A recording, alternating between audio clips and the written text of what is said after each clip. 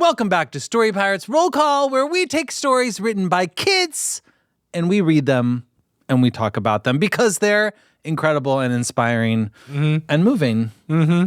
Peter, how about you read this first one for us today? Lee, okay. This first story comes to us from an 8-year-old from California named Greyson. And Greyson's story is called The Podcast. Oh, how appropriate. Host. Welcome to the podcast. This is where we ask random people to make the episode for us, but it must be a new podcast. Our special guest today is Bob Linden Crops. Bob, I'm very happy to be here. And here's my recording. Video. This is Bob's podcast, and this is where I show you all my money. So here is my gold, because I only have gold. Hey, look, crows. Crows take shiny stuff, right? And they took it! Well, I'll go get it back. 30 hours later. Well, I never got my gold back. Back to the studio. Do you have my gold? Because it's in your hands. This is the host. That's the end of the podcast, Bob. Hey! 24 hours earlier. Host. Ooh, gold in a crow's nest. The end. Wow. Incredible. Wow. First of all, you had a really great acting moment when you were reading that. Which moment? Where you said, crows take shiny stuff, right? Like, I think you were having trouble understanding what the sentence was, but you turned it into an acting choice. I started saying it, and then I, out of the corner of my eye, saw this is going to end in a question mark. It was great. It was like you were discovering the line. That's why actors shouldn't rehearse. I agree. Memorize and never rehearse. And then you'll figure out the right way to say the line.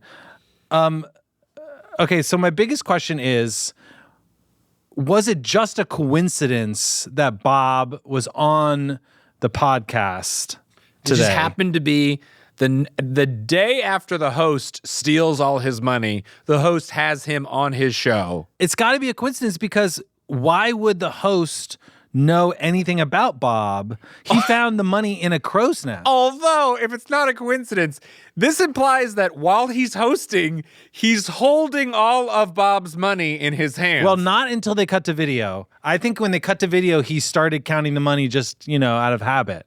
No. Oh, so they cut to so while they're watching the video, Bob's like, let me count all that gold that I just found yesterday. That's right, because the podcast host, don't forget, crucially, is very lazy.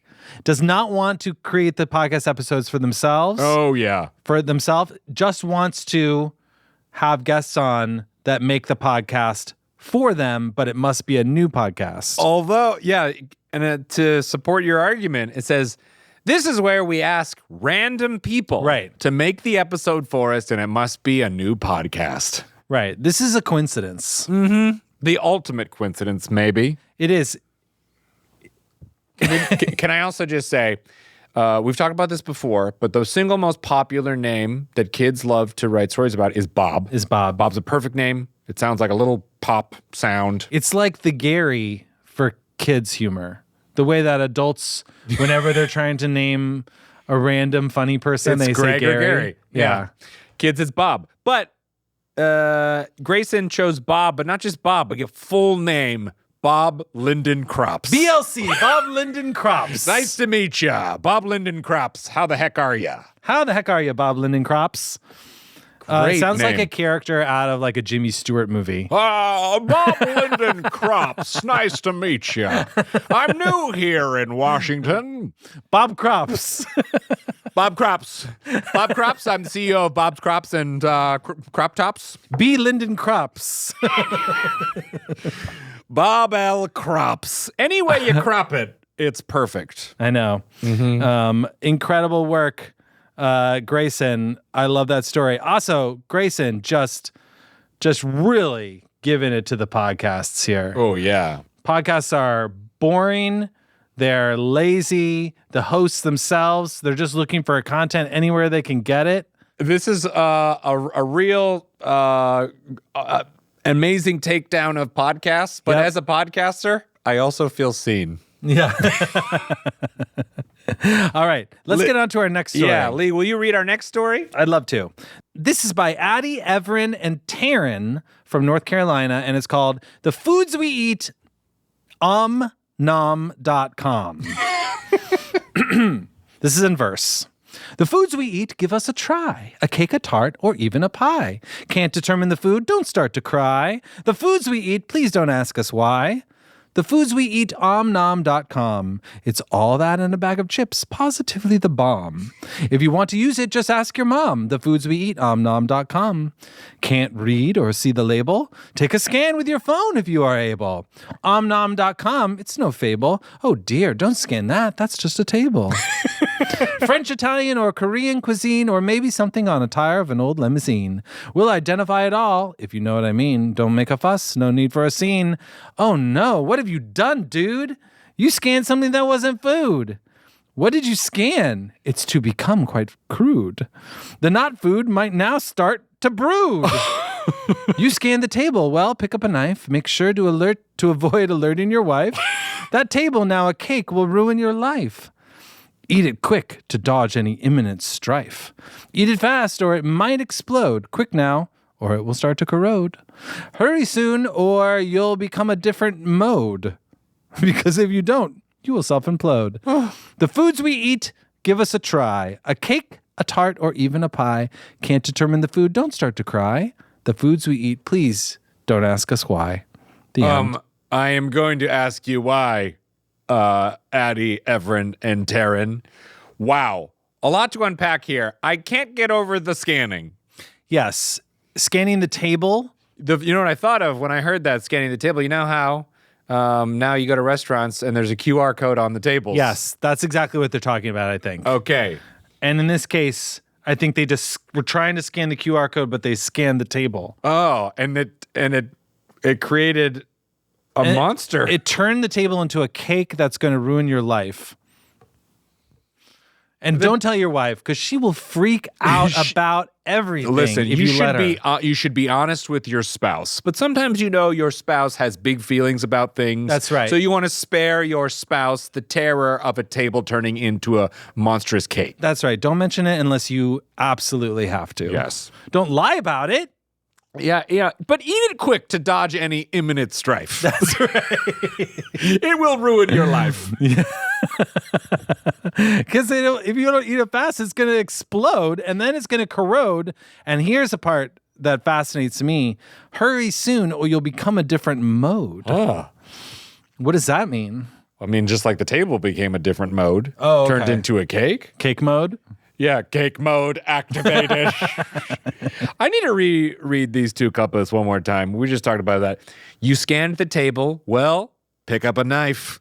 Make sure to avoid alerting your wife. That table now a cake. It will ruin your life. Eat it quick to dodge any imminent strife. That's an incredible story just right there. Yeah, that's really good. It actually starts in a very sort of like Food Glorious food place. Yeah. You know, and you think that it's just going to be like, here are the things we ate. We love to eat them. They're delicious. Blah, blah, blah, blah, blah. But watch out for the cake. I tell that's how most of my meals go. Yeah. I'm like, ooh, this restaurant. I scan, I got my apps, my this, and I've had a lot. Oh, and the people around me didn't finish, so I had all theirs. Do we want dessert? Yeah. Then that cake comes and I go, what have I done? It's going to ruin your life. It's going to ruin my life. Eat it quick before your wife sees. Yes, she doesn't need to see this. While she's in the bathroom, I'll eat the rest of the churros. Yeah. We've all been there. Boy. And can I also just say, we worked on the Cat in the Hat podcast, so we've That's got true. a lot of Dr. Seuss. We've worked in meter, and it is not as easy as it seems. And these guys have done a great job. The meter is fantastic. Mm-hmm. I suspect that maybe there was a rhyming dictionary used here, but I could be wrong. I don't want to. Usually a rhyming dictionary shows up where you're like, why would you say this? Are you saying it only to rhyme? But you know what? They really use all the words to their full extent. That's true. And also, like brood, the not food might now start to brood. Ooh. Wow. It's going to get mad. explode, corrode. Here's all the rhymes. Try, pie, cry, why. Calm, bomb, mom, calm. Label, able, fable, table. Cuisine, limousine, I mean, a scene. That one's good. Dude, food, crude, brood, knife, wife, life, strife. Explode, corrode, mode, implode. Try, pie, cry, why. Wow. Even that is an amazing story. Yeah. You can tell that the most disturbing stanza is going to be the one with knife, wife, life, strife. I want to put a t-shirt that just says knife, wife, life, strife. It's like those ones with names. Yeah, like knife and wife and life and strife. All right. Incredible work. Addie, Everett, and Taryn. We love it. August wrote this last story. Peter, would you read it for us? Yes, from August, a 7-year-old from Virginia. Here is the Mutant Cheeseburger. More food. Once upon a time, there was a peaceful village and a bakery. They sold cheeseburgers. The mayor said to make living cheeseburgers, and they did. They made 3. The first 2 were perfect. The last was evil, and it ate the customer. The seller was shocked, and he ate the cheeseburger. The end. Wow. Whoa. It is a classic. We were so focused on whether we could, we didn't stop to think of whether we should. And we flew too close to the sun. Yeah. Because we made 2 perfect cheeseburgers, and then we think we can do no wrong. Life finds a way. I want to quote one more thing. But I can't. Oh, yeah. No more phrases that are borderline meaningless because they've been used too many times. I think, therefore, I am. Anyway, you know what I'm thinking about when I read this story? So the evil cheeseburger eats a customer, right? Yeah. And then the seller, to solve the problem, eats the cheeseburger. But you know what that means? The customer's inside of the seller's body. Yeah. Wow. That's upsetting. Yeah, I guess so. But I mean, no more upsetting than the fact that many things that we eat things. I'm just thinking about the size of a person. Sure. Could you eat an entire person? I don't think so. Let alone the fact that it's disturbing. We don't know what the timeline is here, though. Like, you're assuming it's immediately after. I did. I assumed that he went, oh no, you ate that customer. I need to think fast. What am I going to do? Otherwise, the evil cheeseburger is going to go out into the town, the peaceful village.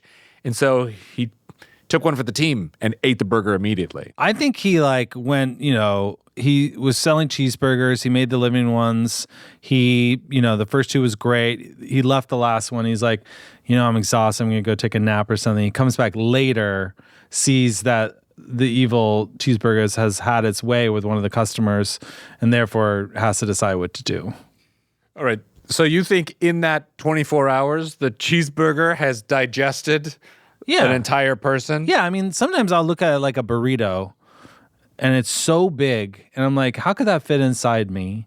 I wish I almost had, if I had a door that you could open and just put the big cheeseburger inside there, it would probably ruin your inside. So I'd be too big. It'd be bigger than any one of your internal organs. And yet we can eat an entire cheeseburger if we choose. And, you might have a little bit of a little pudger. Oh, rumbly in the tumbly. Just for a few hours. And then next thing you know, you're fine. No one ever knew that you put something that is the size of 2 bricks into your body. You really spoke to me when you said, I've eaten burritos I couldn't believe I've finished. Yeah. And I'm like, yeah. But then when you said, look inside my stomach, the image I had was you open the door and there's the burrito going, help me!